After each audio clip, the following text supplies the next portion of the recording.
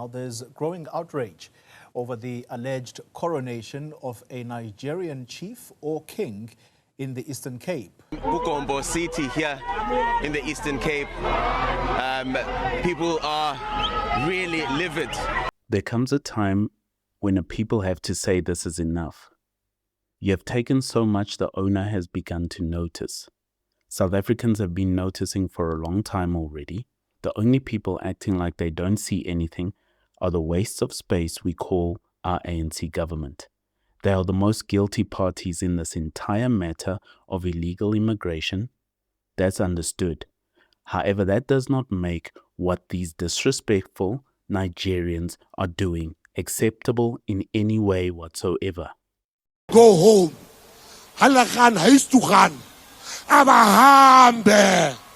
The so-called coronation of the so-called Igbo king is one of the filthiest, disrespectful, and dangerous acts I have seen by foreigners in South Africa since the ANC regime began.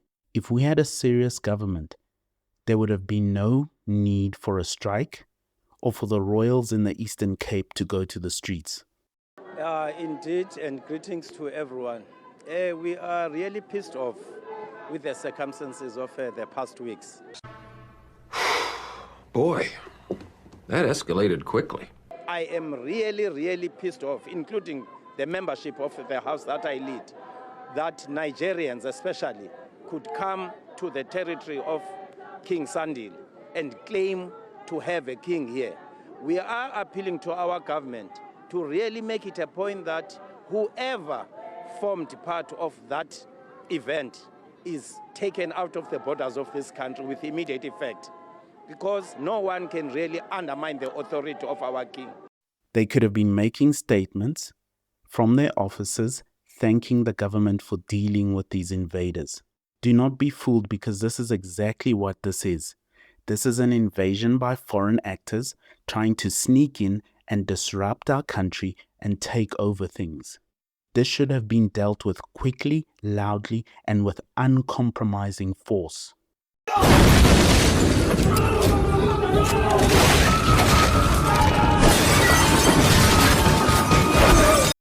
Before I tell you what I would have done if I was president with the so-called Igbo king and his minions, I want to make a note about something. Nigerian author Chinua Achebe, a truly great author, one of the most influential figures in modern African literature and literature worldwide, wrote a book called A Man of the People. It was published in 1966 and is a sharp political satire that explores corruption and the cynicism of post-colonial politics in an unnamed African country, although you can clearly see if you read the book that he's speaking about Nigeria. You should read the book. It's actually very good. One of the most famous passages in this book is where Achebe uses a vivid analogy of a house to describe corruption in a country, specifically political corruption. The exact sentiment goes something like this: we ignore, as long as we can, African politicians' corruption in high places, but the trouble is that they had taken enough for the owner to see. Achebe explains that people will often overlook a certain amount of taking or chopping, as it's often called in West African pidgin, or eating, as people refer to it here in South Africa. Okay. However, conflict arises when greed becomes so blatant and so excessive that it can no longer be ignored by the owners, who are the citizens. The citizens of South Africa have begun to notice, and they've been noticing a long time. And the stealing and chopping by the ANC government and the foreigners, in particular in this case, has gone too far. By these invaders in South Africa, the South African public is beginning to notice, and they're beginning to do something. They're beginning to act. The goal of these foreign bastards to come to our land, the land of our fathers, and put on this pantomime, this badly written TV drama, thinking that they can just come in here and get away with doing this on South African land, that no one would do anything. They think that little of the South African government and of South Africans. They thought no one would even do anything.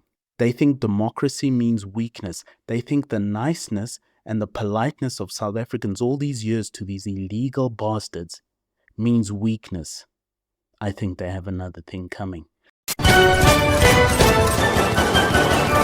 I think they have messed around and they're about to find out. And if we had a serious government, they would have already found out, and they would have found out hard. Ladies and gentlemen, we got him. This is, of course, one of the most in-your-face examples of the Nigerians taking so much that the owners, which is the citizens of this land, taking so much that the owners have begun to notice. South Africans must not and cannot do nothing in the face of this blatant act of aggression, invasion, and arrogance. That is exactly what this is, and should have been dealt with as such by the useless ANC government. It's actually not the time for statements. Our heritage and custom must be respected by all, in particular our visitors. Cabinet expressed disgust of the so-called coronation of the Nigerian national as an alleged chief in Kukompo city in the Eastern Cape, and indicated that it is a mere kindergarten gimmick and has no legal effect. Cabinet confirmed that the establishment, recognition, and functioning of any traditional leadership structure are strictly governed by the Traditional and Quiescent Leadership Act, which provides clear and non-negotiable procedures for legitimacy and recognition. Cabinet noted the apology from the Nigerian High Commission on this matter and directed DECO to continue engaging with the High Commission on the unacceptable conduct of Nigerians in South Africa that is unbecoming of visitors. And we must remind them they are visitors in this country. This is an act worthy of a forceful response. Make an example of somebody and of these people. Lay down a marker. Say to these bastards, enough you vermin, get out. Go home. If I was president, no march would have been required. Within hours of that so-called coronation going viral, I would have sent in a small and very effective and very dangerous force of the South African National Defence Force, combined with the tactical police, and they would have raided that house wherever these people were staying. They would have arrested every last one of them, even the dog, as an enemy combatant and terrorists acting against the Republic of South Africa. Then you order every person who was at this event to report to the nearest police station, or had any communication about this event, or mentioned it online, and so on, to report to the nearest police station. While this is happening, you turn off all electricity and water and other services to the Nigerian High Commission, the Nigerian Embassy, telling the top Nigerian representative of their government, probably the ambassador, to gather all the remaining people and encourage them to report themselves to the police stations all over South Africa. And I'm not sure those ways, those steps are followed, so he cannot become a king. So he's just there to celebrate their cultural activities, to celebrate themselves as cultural thing, not as a political institution, not as traditional institution. And that was why I said I offer our apology to the traditional institutions in South Africa. We say sorry to whatever has happened. The ambassador must then report himself to a police station as well. Failure to do so by all these people, plus the ambassador, within 24 hours, because by this time we would have already been investigating, tracking, tracing everyone who was there and have their names, the president should then state live on television that failure to report by all these people and present themselves to police stations will then result in all Nigerians in this country being kicked out. Go home.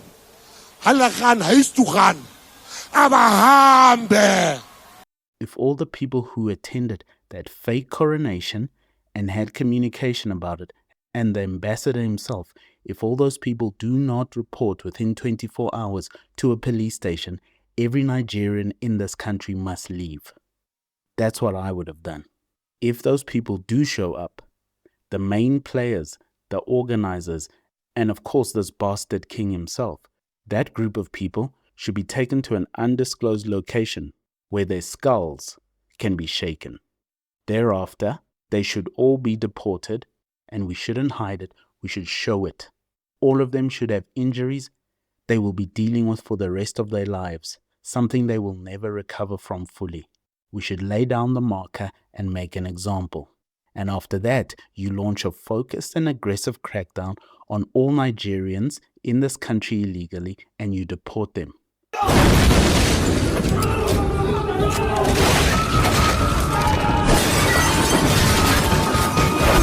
Of course, after that, you expand that because now you've discovered all these new things. You expand that past Nigerians. You just use the Nigerians as a catalyst and as practice to work out the best processes and the best practices on how to deport all illegal immigrants in South Africa. You have scared many illegals who will self-deport. And once you've done and practiced with the Nigerians, you start dealing with all the illegals. Go home.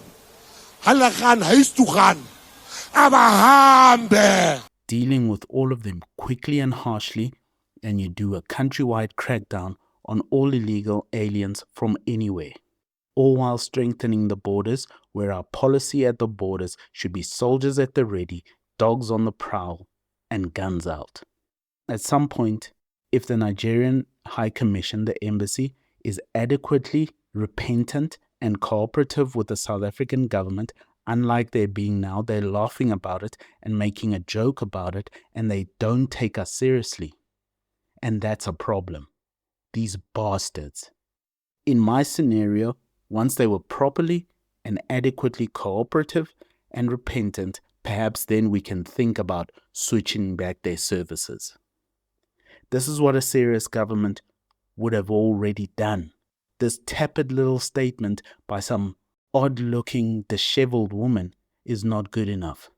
That said, a serious government would not have let illegal immigration get so bad, and on purpose at that. The government of South Africa are cowards, and they are useless. Thank you for listening. If you dare, buy us a coffee. The link is in the description. Magwala, cheche, Hoya Rona,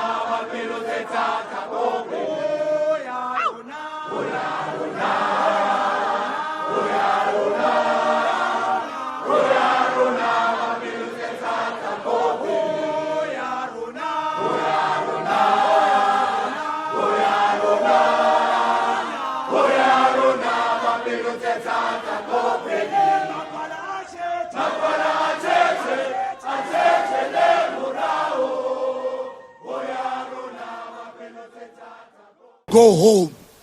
Halakan, hays to gaan. Abahambe.